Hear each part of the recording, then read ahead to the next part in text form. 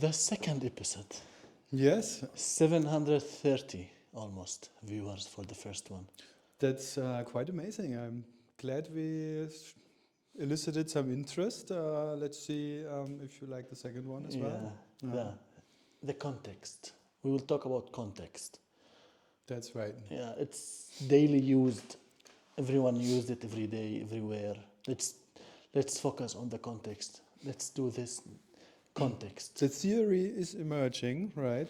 That it has become and is becoming more and more clear that all our minds are always in a particular contextual frame somehow, and we think within this contextual frame. And, we just need to look around, and you realize very soon that there are tons and tons of contexts that you could focus on. It's easy for you as a scientist to say contextualized frame, but what does it mean, context? What is context? It has many facets to it. That's why it's so difficult to say what is context exactly. Yeah, Philosophical, easy to understand definition.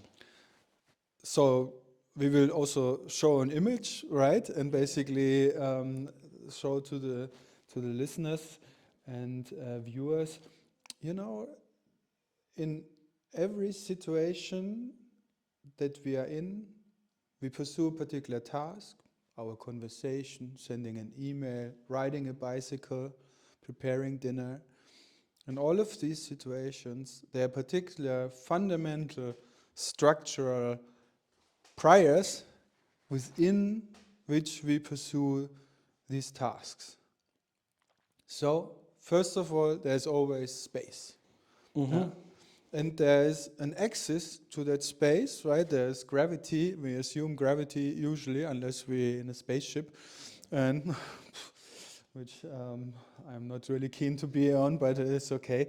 But others seem to be very keen on. Regardless. And so there's a space, and for a particular task, usually there are entities and spatial relations fundamentally important, and others on the side relevant, and then yet others fully irrelevant. So for example, right, we're sitting here, we're having a conversation, the camera's over there, so we have the viewers there, right, and then there's the light situation, and there's the room, and everything outside of this is rather irrelevant, and also particular things in the room, like, I don't know, this board here, right, doors in the bottom, there might be something inside, I don't care about it right now, right? So basically we have this little frame, right, that we are in and that we have this conversation in. And when you're on your computer and send emails or program or write something or whatever, you are in this computer frame in your desk, and there's the desk, and that has the support for your keyboard, for your laptop, for your computer, whatever, for the screen. So there are spatial frames of reference that are relevant, and others are nearly irrelevant. While you're on your bicycle, there are yet other spatial frames of reference really relevant, right? People, the pedestrians, other cars, your bicycle in the middle, and so forth. And so there's each time you're focused on particular spatial aspects, and that's one very important concept of context. Like language-wise, it's easy to say context. This is context, this is out of context. Let's focus on the context. Context. Right. It's used every day, everywhere. It is used every day. That's why it's so it's difficult. important for the mind, for the brain, and for the cognitive science. Yeah. Why is the brain always thinking in contexts? Mm-hmm. Because otherwise you cannot keep focus. Okay. Yeah, that's the simple answer. We can show, there's others that have shown that this brain saves energy when it thinks in context. Why? I mean, you think about it, right? The whole time you are planning, predicting how things will go on, you are expecting that things will stable, you know how your chair moves and stuff, so you don't think about it, right? All these things are unfolding in your mind. And there's though so many other things that you could still think about, right? I could switch context and suddenly get interested in my shoelaces and suddenly go to my shoes and have my shoe situation, and if that works, and if I need to tie my shoes maybe or whatever, right? So that would fully switch my spatial reference frames and my focus. But if I want to focus on one particular topic, like having a fun conversation with you, then it is very hindering if my mind wanders off to other contextual situations that I might want to think about, but not quite right now. Right? So like ADHD person. In fact, that's a clear indicator that there is something wrong. It's not quite exactly known, at least to my depth of understanding, what's exactly happening in the brain, but that the focus on one particular context is harder for them to keep is a very good explanation of what's going on. Yeah, so they lose always. In the brain, you can show that there are particular nuclei, thalamic nuclei, probably all thalamic nuclei, actually for that matter. These are nuclei that are in the center of the brain, kind of, very simplistically speaking, and it kind of coordinates what's happening in your cortical outside structures, which is responsible for thinking and reasoning and all main cognition that you are aware of. And these are responsible for maintaining, seem to be responsible, much evidence accumulating, very recent papers over the last year actually have accumulated lots of evidence for that they are responsible to maintain a particular context. So to keep you focused on one thing, on one task, on one particular mapping from states to actions, one particular situation. And is it easy to fix this problem? That's not easy, otherwise it would have been done already. But I'm not a clinical psychologist or neuroscientist in that depth that I could now tell you how to fix this problem. But maybe there is something to it that one should focus a little bit more on those kernels, those thalamic nuclei that I just mentioned, because they seem to be very relevant. Yeah, like you could fix a lot of problems by fixing this context. Possibly, although on the other hand, sometimes, maybe there is also some positivity in this, right? That you swap contexts faster or a little bit more erratic. Maybe that sometimes also makes you a little bit more innovative, yeah? And makes you see analogies that others that are fixed on context, maybe sometimes a little bit too much, could also be positive in that sense sometimes. Explain it. Why? Well, so how does metaphorical or analogical reasoning or thinking work, right? You essentially project one kind of chain of thought, one kind of reasoning chain. Yeah, okay, this is a really hard entity, so it's really hard to break, and you project this onto a social domain. Yeah, and this is a really hard person because it's very difficult to change his mind. Yeah. You draw these analogies, right? So you project one particular reasoning chain and properties within the reasoning chain into another context where similar properties can be applied. Yeah? And if you are ready, more flexible of swapping context, you can, in principle, most likely have a little bit of an advantage in terms of analogical reasoning and seeing analogies. Yeah, or just popping up in your mind like some, hey, that's a cool analogy, right? And other people, come on, keep focus, right? And this is like detective, like for example, Sherlock Holmes, like when he's like working on a crime scene, and he can see things that other cannot, because he has like a wide range of context in his mind. He can like switch between. He can see all context in the same crime. I will take this to explain it more to your framework, your last publication, your last paper that you published, contextualizing predictive Predictive mind theory. Mm-hmm. And you said, you write in your paper that there is like hierarchy Right. in the brain. It's context, then Then we have events and entities and spatial relations, and then you have the concepts The at the concepts. bottom, really, right? And it's, I mean, the big question is really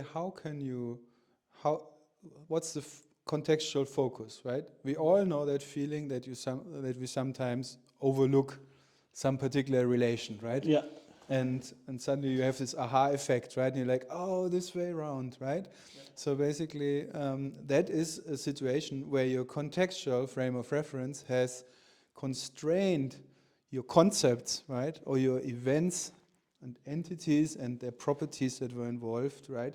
Too narrowly. And so you don't see an alternative solution because it's outside of this contextual frame of reference, right?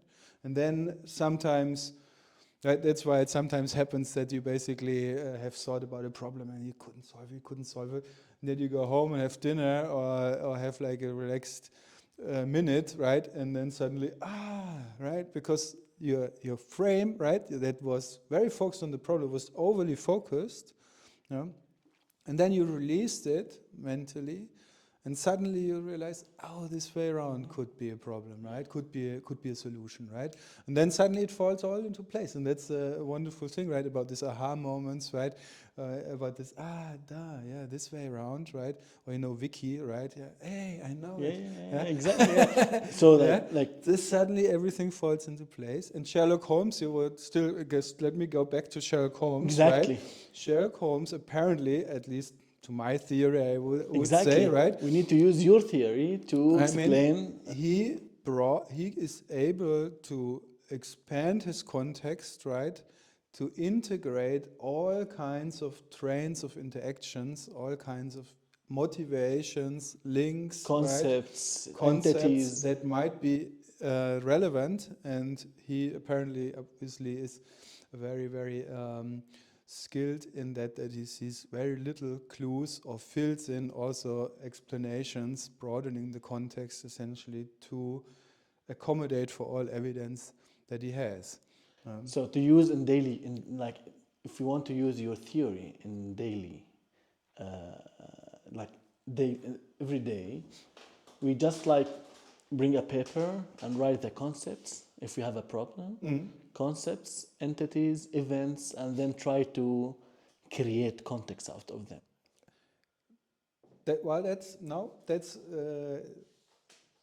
Those concepts and events and entities. The context essentially sets priors, expectations on which kind of entities, which kind of concepts, and which kind of events, so transitions, are expected to occur, are expected to be relevant. And then you're looking for solutions, right?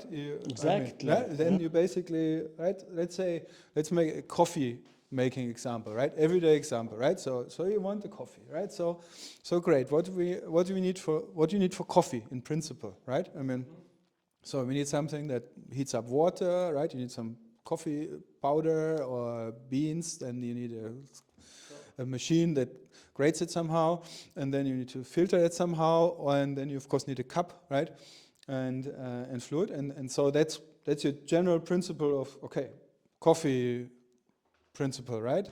But of course, in everyday life, right, you have your way to make your coffee or tea or whatever, right?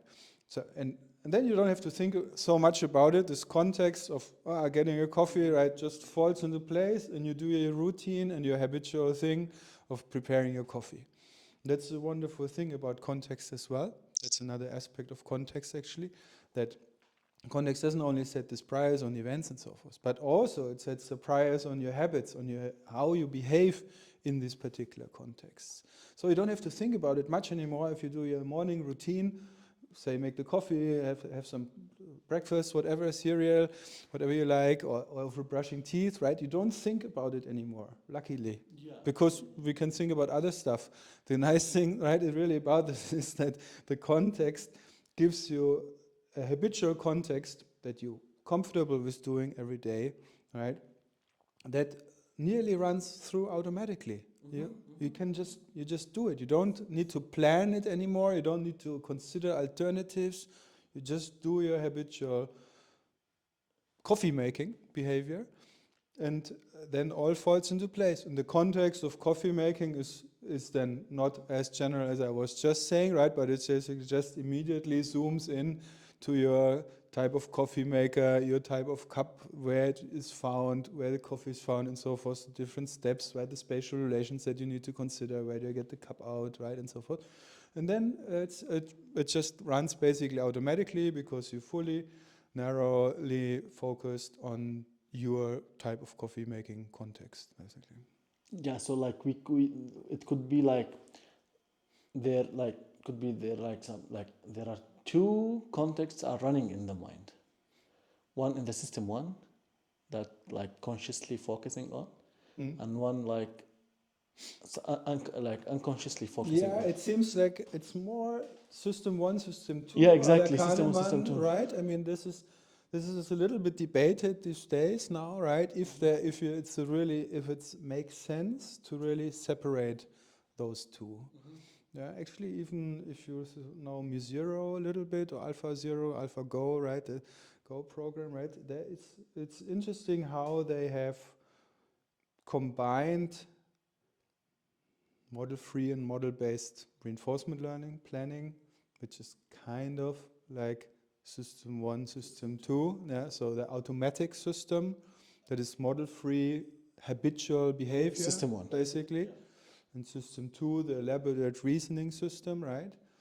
And it seems there is some evidence to this that basically the separation is a little bit overly simplistic. It's intuitively appealing and it's nice to talk about it like this, but basically most likely there's not really two systems or whatever. It's only that the system one, the habitual system, the quick system, the quick thinking system, that one is depending on the context and depending on the task, your coffee making routine in the morning, system one is very strong, right? And it's just you're a professional coffee maker, so to say, right, for yourself. And so you have capacities because it frees capacities. So you can expand your context, or meanwhile have another latent context, right? That's typically not focusing on another manual task because you would have interference there, right? But it's focusing on something else, right? Something else that will happen during the day, some social issue, whatever, right? That's something that is not biting each other. That doesn't need the resources for the coffee making. Yeah, because if you need common resources, then you have a problem. Yeah, then you get interference. No? And so anything that's habitual releases resources. But also, when it's not habitual, when you have like your system 2 mainly active, because system 1 is not so much available in the simplistic terms, it seems rather that system 1 just doesn't have very strong priors. You don't have very strong habits. So basically, you consider many alternatives. Your system 1 just says, could be this. And then you have to activate system 2 because you're not sure what to do, and you plan through this, and this. And so then you just automatically activate. Mm-hmm. So it's not really two systems, but they're all for the same thing, and they are continuously like a balance between the two, depending on how strong system 1 is certain about something. And meanwhile, if system 1 is very certain, you just project further also in the future, plan along this trajectory and see everything's fine, and so you release resources and can do additional thinking. Mm-hmm. Yeah, rest the mind for that. Or rest the mind. Yeah. Or just listen to the radio or some music and just rest the mind while you're doing your task. Whatever you like. Solve a mathematical equation. No, not necessarily. Doable. Let's take this context to AI. Mm-hmm. I have heard you once saying that context could solve the challenge of the AGI. AGI is artificial general intelligence, which can mimic the human brain. Yeah, mimic the human brain, okay. In general. AGI, like just an intelligent system that's more intelligent Yes, what than we have AI. now. Yeah. Yeah, maybe that gets is generally intelligent across many tasks. In particular, can do reasoning really well, and thus also possibly solve new tasks and be innovative in that sense. So combining sub-solutions in new ways. And there it seems very much that context is extremely important because, I mean, if you think about it, right,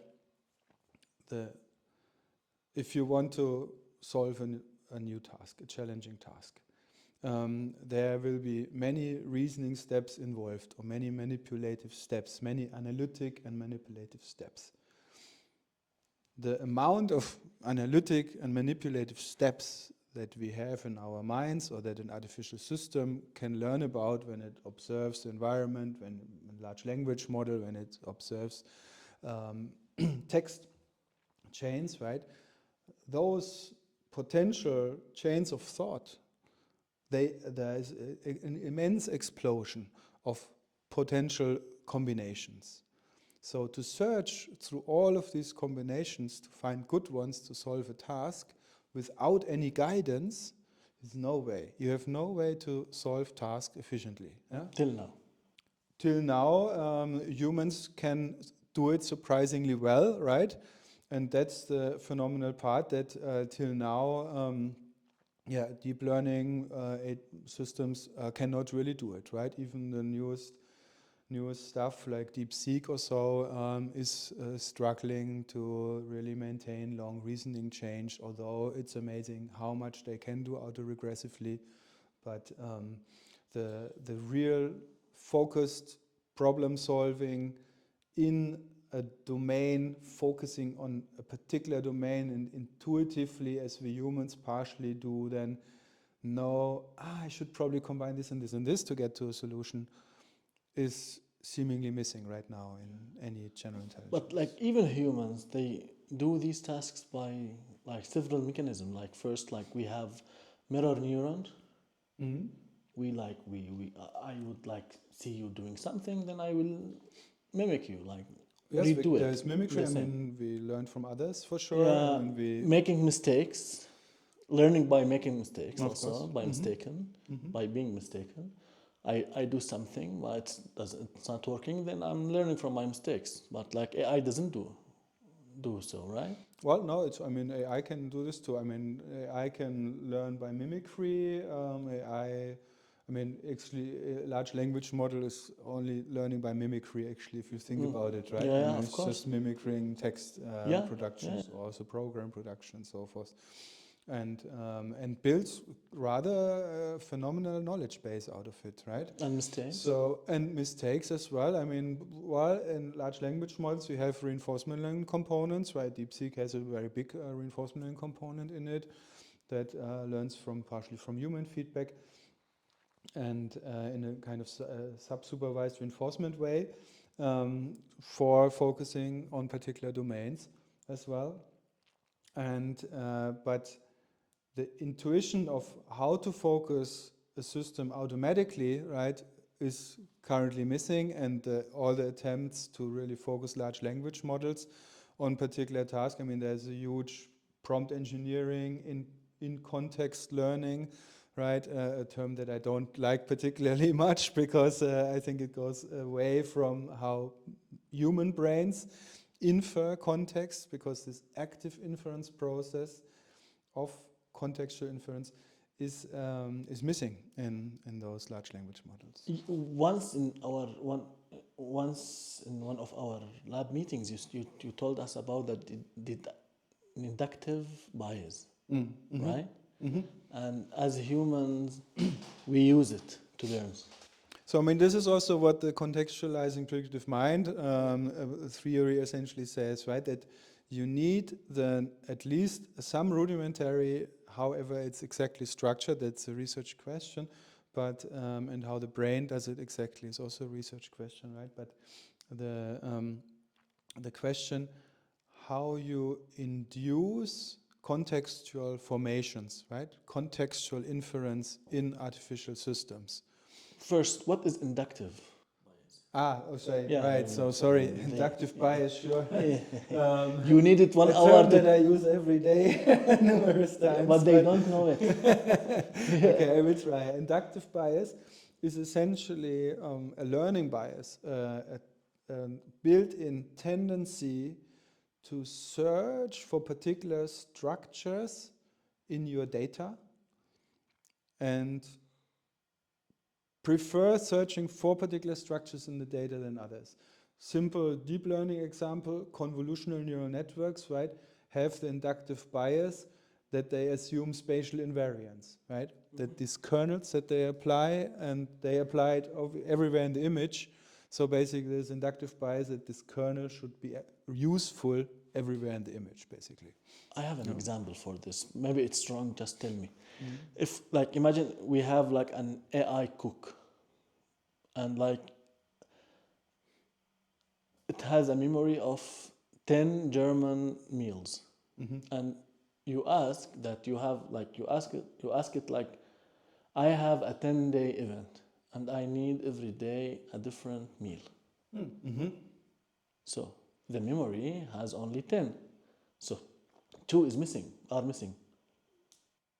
Where are two missing? I didn't. 2 meals, because we need 12 different meals. And the memory only has 10. Yeah.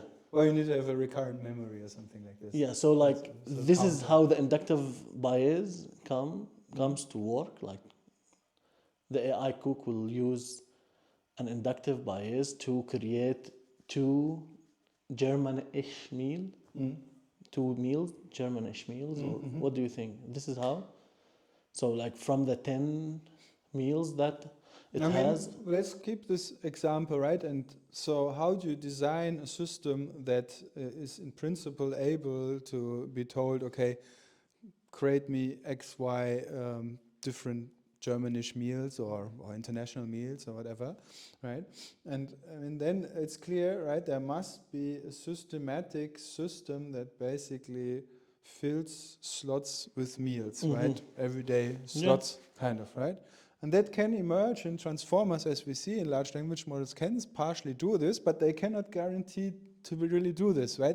Sometimes they screw up, basically, because the transformer architecture seems to be not sufficiently crisp, it's not sufficiently discrete in its states to really do this algorithmic processing. That's actually one other thing that I might still add today, right?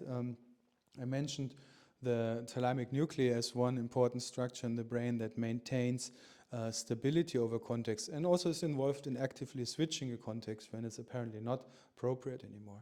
The other thing is, of course, that you want to plan within context, you want to reason within context, as we have said numerous times now, right? And to do this, right, you need another mechanism. You need some sort of recurrent planning routine, right, that can roll out alternative pathways in the future. Think about playing Go or chess, right? AlphaGo is doing this, right? For example, whoever knows this.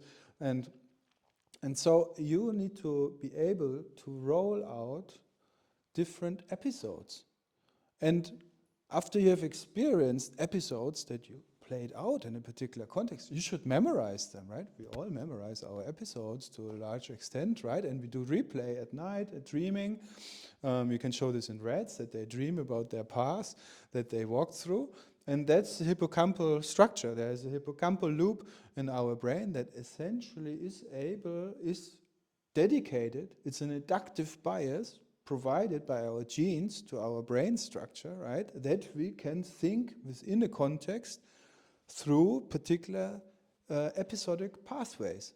We use it for planning, we use it for reflection and consolidation and learning, memorizing the episode itself, but also memorizing crucial physical, social, whatever events, right? Concepts that always seem to reoccur in episodes and episodes, and then we generalize them to our general world knowledge structures. So is inductive bias a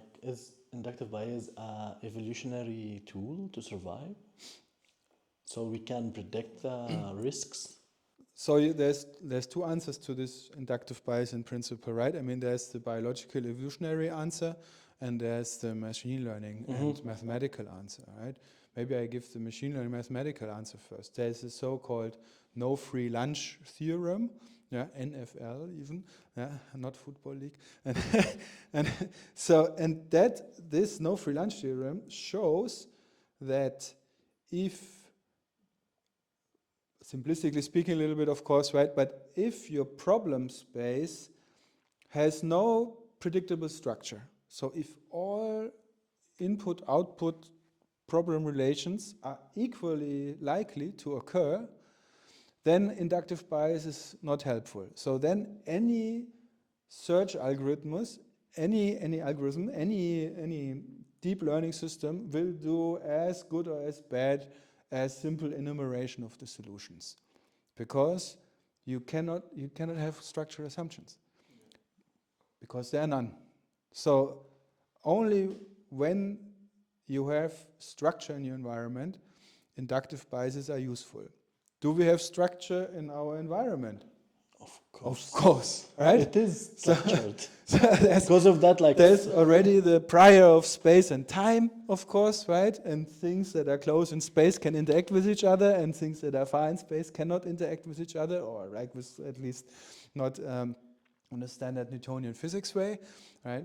And so right, the further things are away from each other, at least then, I mean, if you go to light distances, then definitely, right, you just cannot interact with each other, right? So basically, there is locality in our world, right? So, and of course, our evolution has picked up on these structures, right?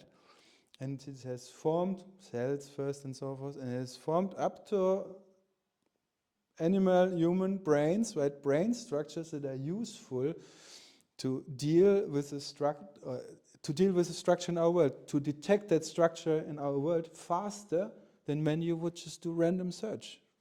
If you would do random search, then you just die. Huh? So evolution has found a way, right?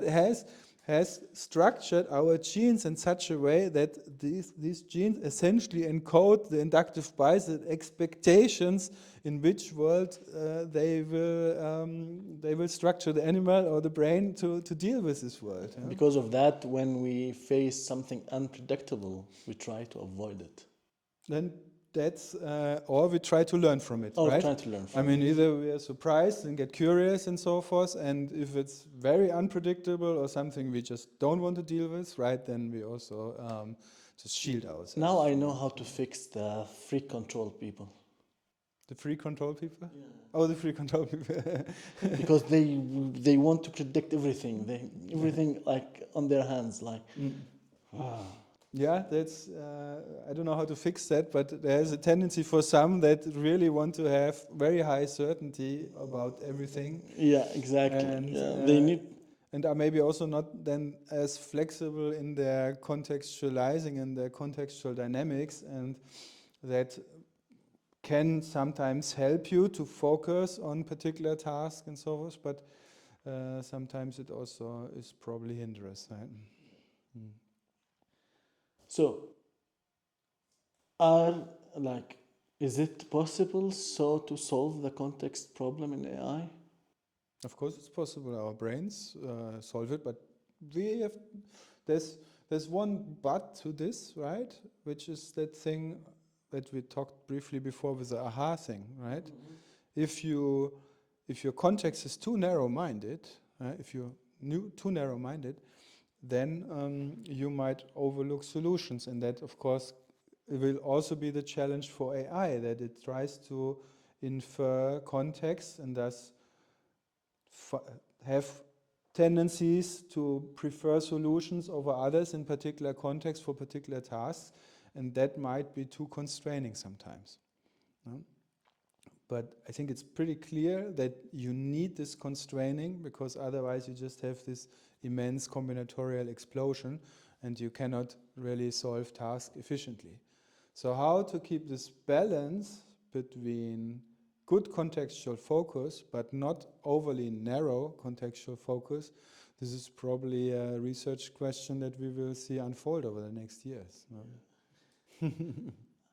From in a scale of 10, how dangerous you think the AI will be if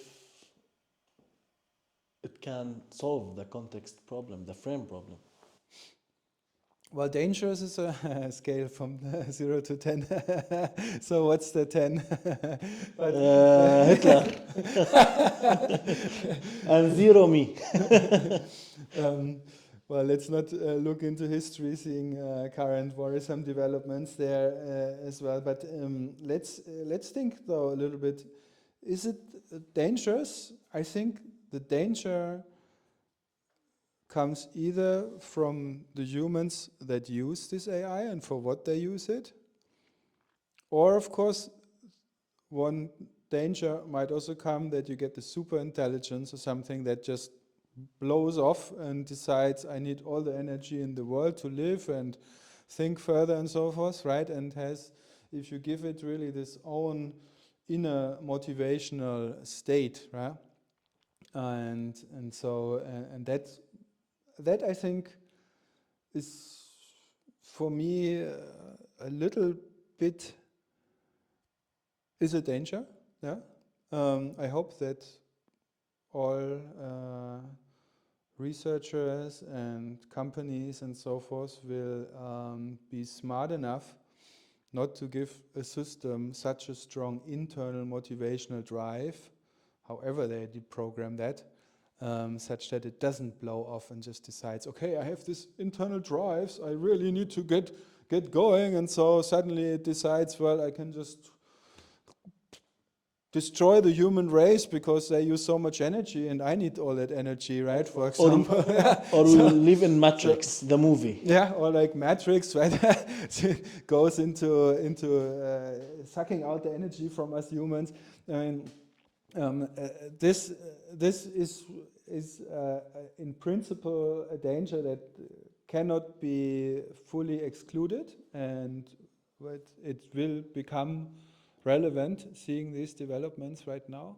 But I think the more relevant issue is really how we use this AGI kind of system that is so smart, that is smarter than any one of us, not in terms of trivia only, but in terms of reasoning and really planning and solving new problems.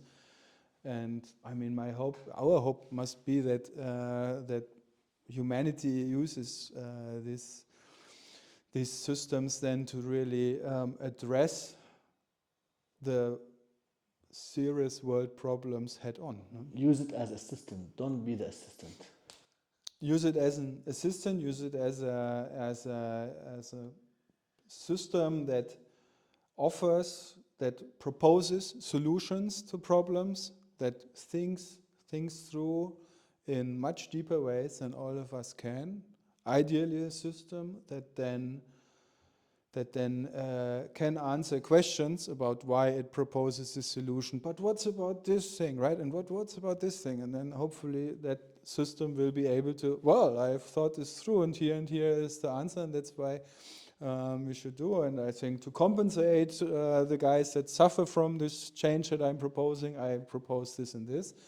And so maybe we are smart enough to realize that this is the best solution for particular things that we have, or maybe also for very general things. Yes, very hopefully. Yes. Professor Martin Boots, the context of this episode is finished. We are finished. Yes, it was a pleasure to talk to you again, Mudar. I hope you enjoyed the contextual talk. And I will put the link of his last paper about the contextualizing protective mind if someone wants to read it. To have a little closer look, at least. Yeah, yes, lots of evidence for what we have talked about today, also from the research side, but many open questions, admittedly, as well. Still, right. Like, share, subscribe, dislike, as you want, and goodbye. Cheers.